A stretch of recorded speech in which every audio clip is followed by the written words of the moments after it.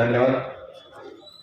यानंतर आपल्या फलटण कोरेगाव तालुक्याचे लाडके आमदार सचिनदादा पाटील यांना मी विनंती करतो की अशा कोपरा सभेला आणि फलटण नगर परिषदच्या सार्वत्रिक निवडणूक 2025 मध्ये उपस्थित असणारे आपले नगराध्यक्ष पदाचे उमेदवार शमशेरदादा हिंदूराव नाईक निंबाळकर, तसेच 2 मधील सुपर्णाताई सोमेनाताई, 3 मधील सचिन सर आणि सुलक्षणाताई यांच्या प्रचारार्थ आपण मार्गदर्शन करावं.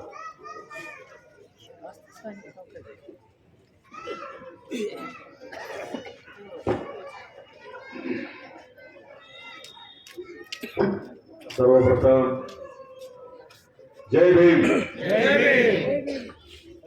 आज आपण प्रभाग नंबर 2 प्रभाग नंबर 3 ची कोपरा सभेचं नियोजन केलं.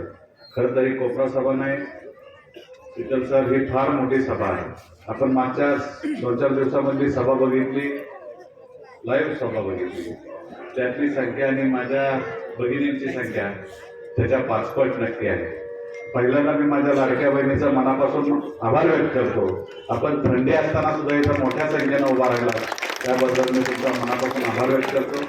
माझे बंधू भगिनी, उपस्थित सर्वच मान्यवर, त्या तालुक्याचं खंबीर नेतृत्व. आता सनीने जे सांगितलं, कोर्टच्या रीतीने जो विषय मांडला तो खरंच त्याच पद्धतीचा आहे की आपलं नेतृत्व एवढं सुंदर आहे, एवढं चांगलं काम करणार आहे आणि त्याच्यावरती विश्वास ठेवून आपण सर्व आता इथं जमलेला आहात.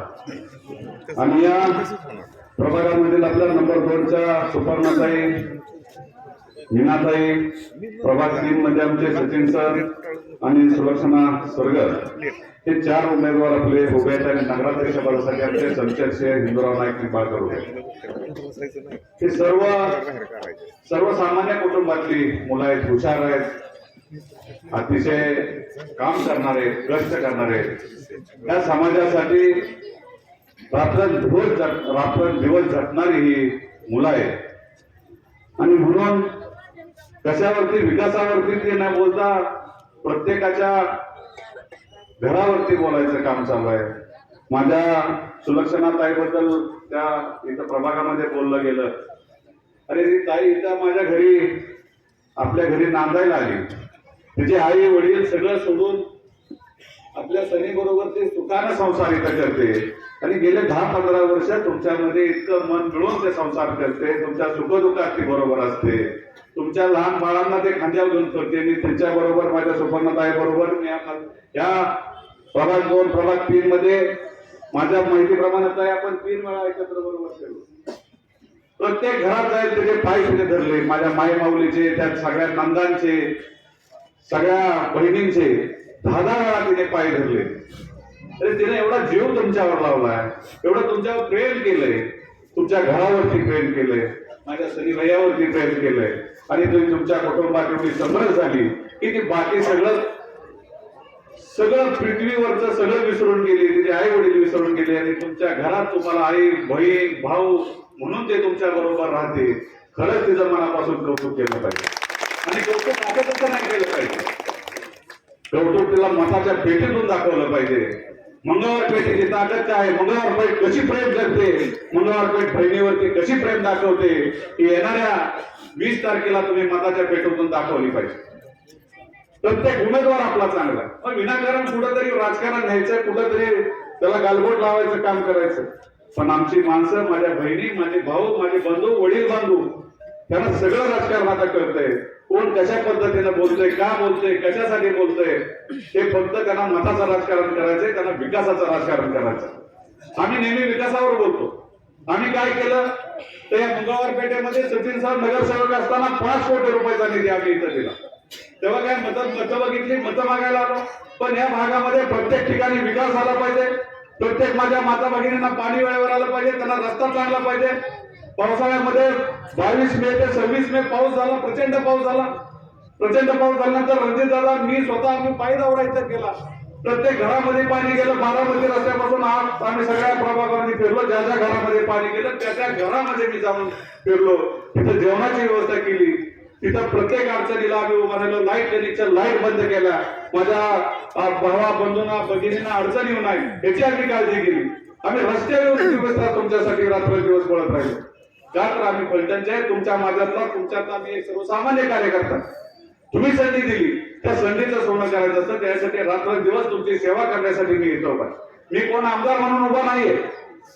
मला आमदारकी कुठं नाचवायची नाही, गाजवायची नाही. दादानी लोकसभेमध्ये खासदार होते, त्यांनी कधी खासदारकी नाचवली नाही, ते तुमच्यासाठी रात्र दिवस काम करत राहिले. या तालुक्यामध्ये विकास काम करत असताना प्रत्येक गोष्टीचा, प्रत्येक शहराचा, आपल्या फलटण शहराचा विचार करून काम केलं. फलटण शहर कसं वाढलं पाहिजे, कसं मोठं झालं पाहिजे, व्यापार कसा झाला पाहिजे, माझ्या लाडक्या बहिणीच्या हाताला काम कसं मिळालं पाहिजे, बेरोजगार तरुणांच्या हाताला काम कसं मिळालं पाहिजे, त्याचं नियोजन, याचं प्रत्येक नियोजन करून विकासाचं काम या तालुक्यामध्ये आणण्याचं काम केलं. या फलटण तालुक्यामध्ये पाणी आणण्याचं काम कुणी काही म्हणू द्या, दादांनी आता प्रत्येक वेळेस ते सांगतच असतात, पण खऱ्या अर्थानं जिथं 4 माही पाणी होतं तिथं 12 माही करण्याचं काम रणजित दादांनीच केलं, ते दुसरं कुणी केलेलं नाही. फलटण तालुक्यामध्ये 23 वर्ष धरण बांधून 23 वर्ष फलटणला पाणी नव्हतं. आपल्या तालुक्याच्या जमिनी पुनर्वसनाला गेल्या होत्या, पण पाण्याचा थेंब फक्त आपल्या तालुक्यात नव्हता. 4,000 रुपये कोटी खर्च करून या तालुक्यामध्ये निराजरचे बंदिस्त पाईपलाईनचं काम महाराष्ट्रातला, देशातला पहिला प्रोजेक्ट रणजितदादाच्या माध्यमातून या फलटण तालुक्यात आणला. प्रत्येक गोष्ट विकासाचे काम करण्याचं धाडसाचं काम रणजितदादांनी केलं. MIDC आणली, माझ्या 15,000 महिलांच्या हाताला काम मिळणार आहे फलटण तालुक्यामध्ये. चांगल्या पद्धतीचा नायकवाडीमध्ये आपण MIDC आणतोय. आता मुख्यमंत्री साहेब येणारे सगळेच आता वक्ते तुम्हाला त्या पद्धतीचं शहानिशा निश्चितपणाने करतील. मी त्याच्यावरती आधी बोलणार नाही, पण मला विश्वास आहे माझ्या नेतृत्वावर, माझ्या नेत्यांवरती, आमच्या अजितदादा पवार साहेबांवरती. जे जे बोलतात ते करून दाखवतात. शाहू फुले आंबेडकरांचा विचार तळागाळापर्यंत नेण्याचं काम आम्ही मंडळी सतत करत असतो. कुठेही राजकारण करत नाही.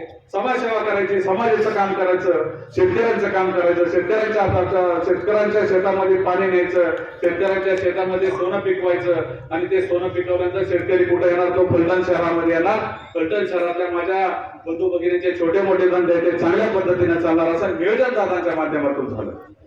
आपण काम करत असतो, काम करत असताना आता नवीन सुद्धा आता निधी आपण 2 कोटी रुपयाच्या इथं आता टाकलेला, त्याची कामं 23 तारखेनंतर सुरू होतील.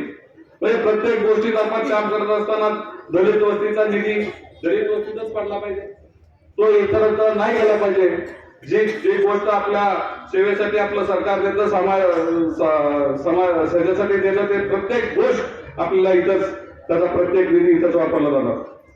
म्हणजे प्रत्येक समाजाचा वापर नुसार मतासाठी न करता त्यांच्या समस्या सोडवण्यासाठी, माझ्या आरोग्याच्या समस्या असतील, रस्त्याच्या समस्या असतील, गटाराची समस्या असेल, लाईटची समस्या असेल, प्रत्येक समस्यावरती आपण येणाऱ्या नगरपालिकेच्या प्रत्येक येणारे इलेक्शन आपण चांगल्या मताने निवडून येणारच आहोत.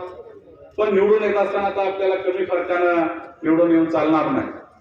तुमची मंगळवार पेठीची ताकद प्रभाग 2 आणि प्रभाग 3 ची नगराध्यक्ष पदासाठी उभे असणारे आपले संसददादा लाडक्या नेतृत्वाचे ते सुद्धा रात्रदिवस झटणार.